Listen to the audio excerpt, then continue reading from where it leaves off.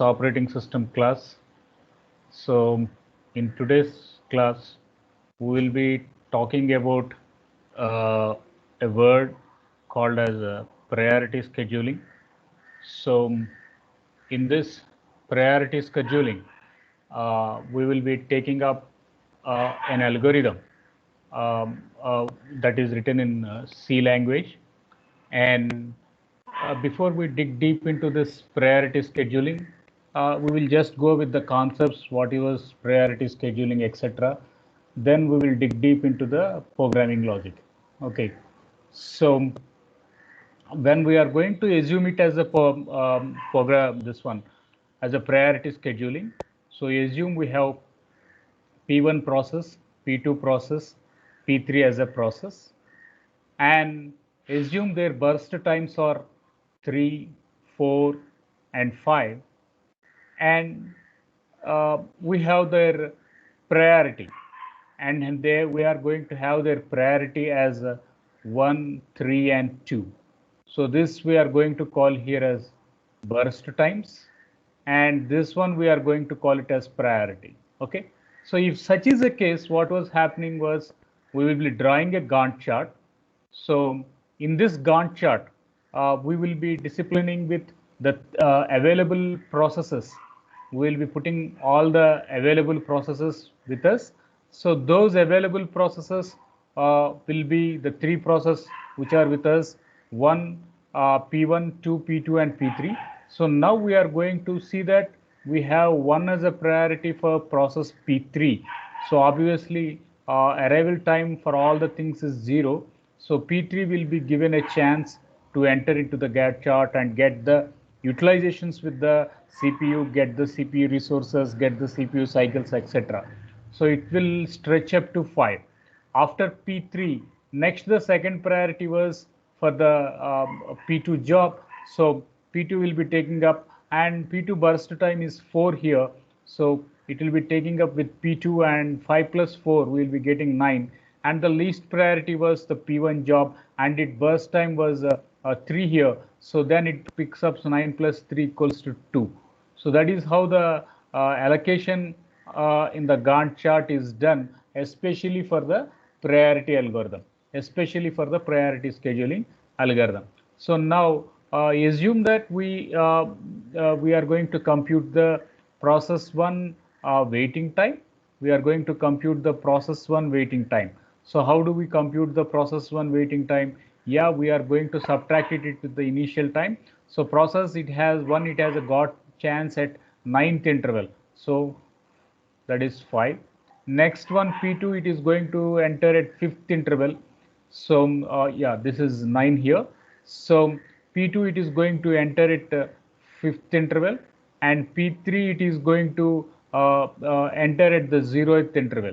If such is the case, then we are going to get it the average waiting time. So how do we get the wait? This is called as waiting time, and these elements we will be getting it as 9 plus 5 plus 0 divided by 3. So 14 by 3, we will be getting the total number of milliseconds. Some 4.7 or 4.6 milliseconds we will be getting at the answer for that.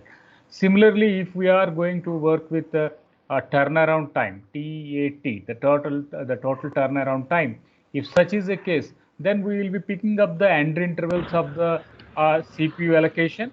So what happens was, what will happen was, just a second, I will unmute the things. So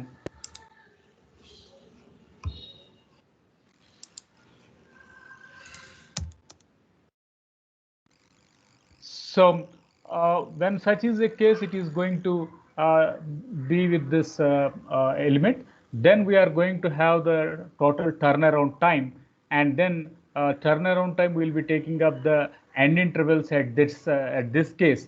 So when we are going to consider the end intervals, so we will be getting the three process again. That is process P1 and process P2 and process P3. Now we are already at the time is 0 here. So process P1 arrival is 0, but it has completed at 12 second.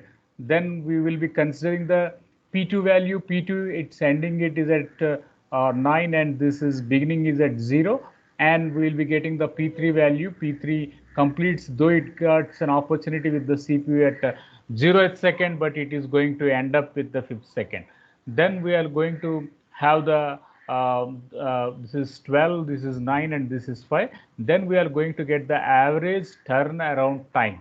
So how do we compute it? It is going to be 12 plus 9 plus 5 divided by 3. So that is what we will be getting it in the milliseconds. So that is how we are going to compute both the turnaround time and the waiting time. Now you can assume that logic. So what will be the logic here? So if P1 followed by P2 followed by P3, now we are applying some priority. When we are going to apply some priority, what is going to happen was it is going to be migrated from P3 to P2 and P2 to P1. So that means there is some swap operation, right? There is some swap operation, and that swap operation should have to be both for the burst time and both for the priority. So as the P1 position is going to be occupied with P3, and as the P1 position is occupied with P3 and P3 position is occupied with P1, now in this juncture, what should happen was a swap operation would happen. That should happen two times. First time it should happen for a swapping of the processes time, and that is process burst time. Then it should have a swapping operation for the priority. For that we are going to take this up. So here we can see this stdio and console input io.h. So standard input output.h. So we will be using the C header files, followed by the intermediate variables to roll up the arrays. Then we have turnaround time, we have waiting time, we have burst time, we have process ID, and we are going to give a priority. And now the priority value 1 should be assigned as least, priority value 10 should be assigned as the highest. So for that we define this with again an array. Then we are going to initialize the turnaround time to 0. So that is how we take up. Similarly, we have to define average waiting time and average turnaround time also. We are going to check it up with these float variables. After that, now how many number of processes we need to work it up? So we need to have the total number of processes as 3. So for that we are going to say n is equals to 3. Then we are going to take up P1. What is the burst time? 3. Then we need to give the priority of that P3. So we are assuming P1. Now the P1 burst time is 3 and P1 priority is 3. So for that we have to give here 3 and 3 for P1. Next I'm going to give P2. So for P2 I have to give the burst time as 4 and the priority was 2. Next I have to give for P3 burst time was 5 and priority is 1. In this way I have to give an input operation. For that we need 2 scanf statements. We need 2 scanf statements to achieve this task. Got it? So after this,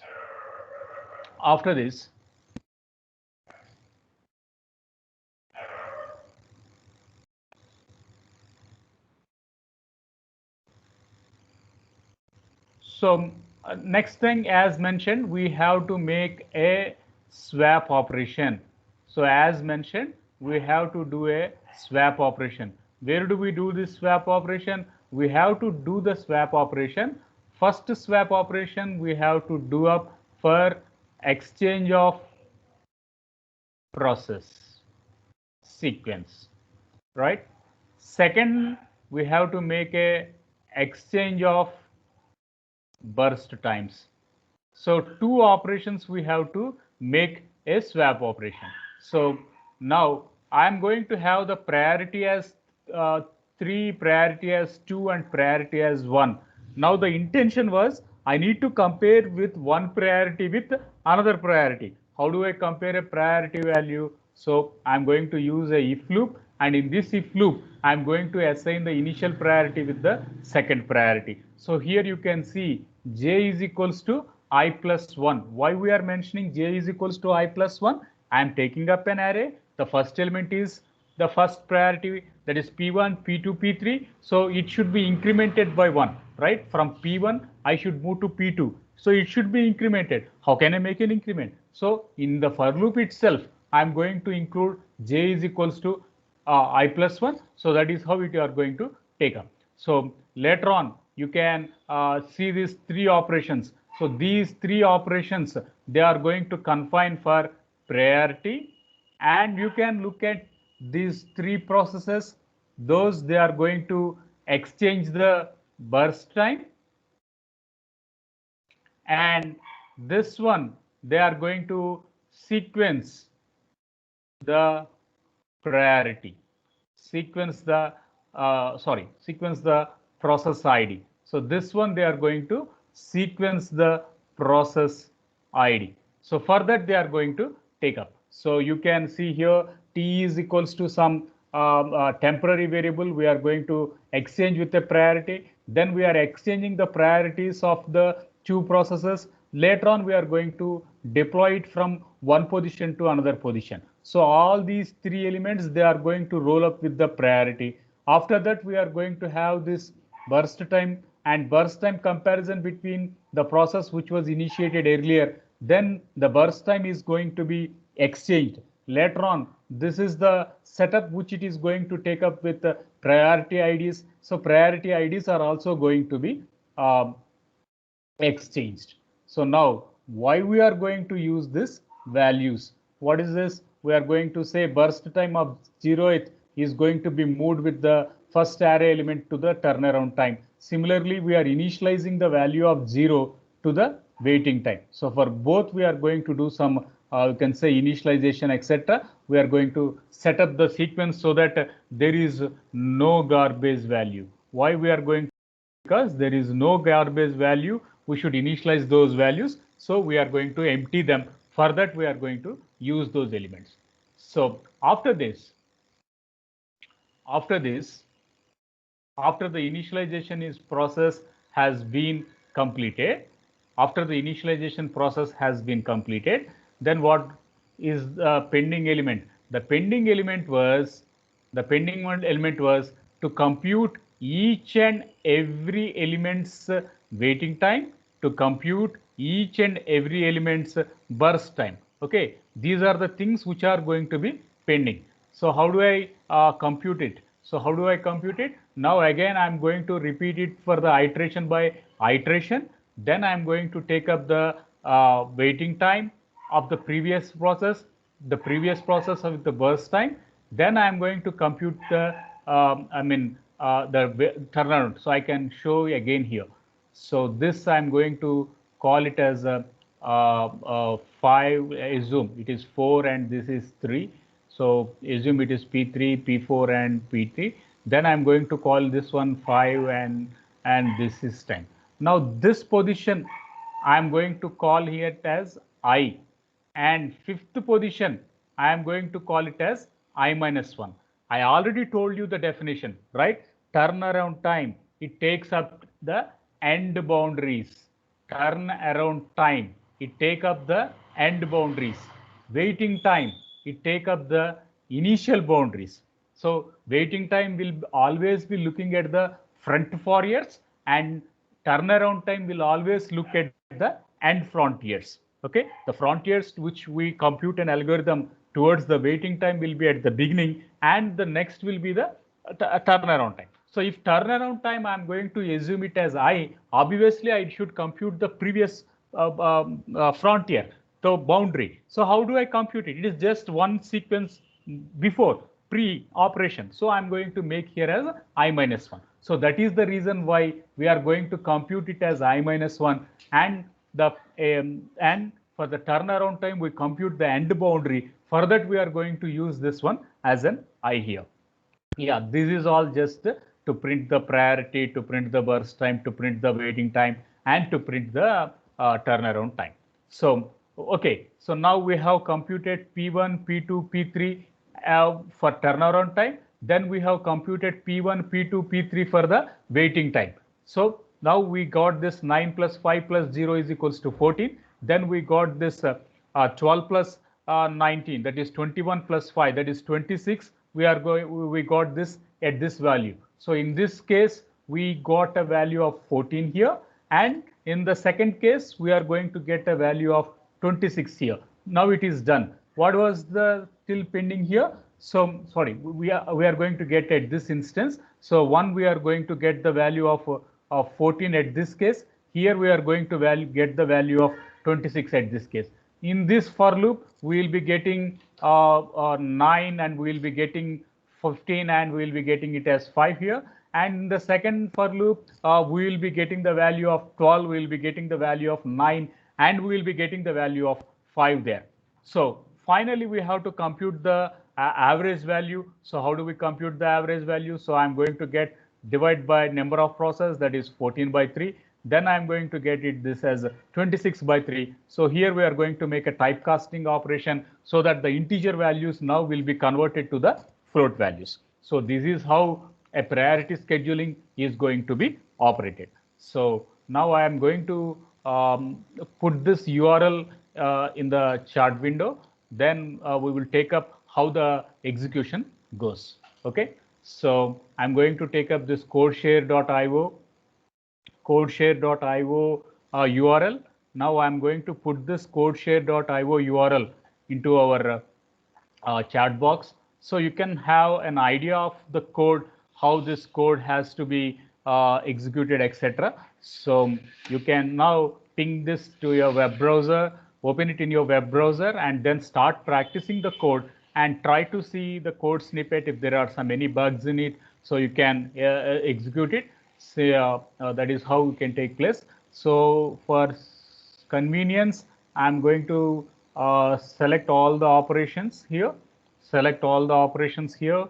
Then I'm going to put this again in a chat box so that if anything goes wrong, you can re-verify the things from the chat box. Okay. Now I'm going to use the compiler, online compiler. So this online compiler, I'm choosing this repl.it. So here you can see the same program has been brought up here, and the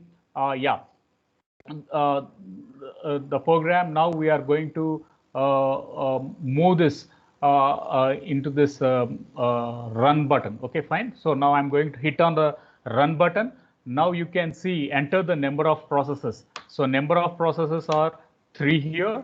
Enter the burst time for the process 0. So burst time is 3. Next, enter the process, the priority of this, I'm going to call it as 3 here. Next one, enter the burst time of process 1, that is 4. Enter the priority, I'm going to give it as 2 here. Next, I'm going to take up the burst time of process 2 is 5, and the priority for this one, I'm going to assign it as 1. So now the system, it is going to compute this average waiting time, that is some 4.6, and average turnaround time as 8.6. So this is how we are going to get these values. So as mentioned in this, as mentioned with the Sublime editor, I have already shown you. So how do the same values we got this, etc. Okay. So that is how you can take up this up. And now I'm going to stop this recording. Now I'll be calling one by one to share your screen and show me the bugs, etc., so that we can go for further discussion. Okay.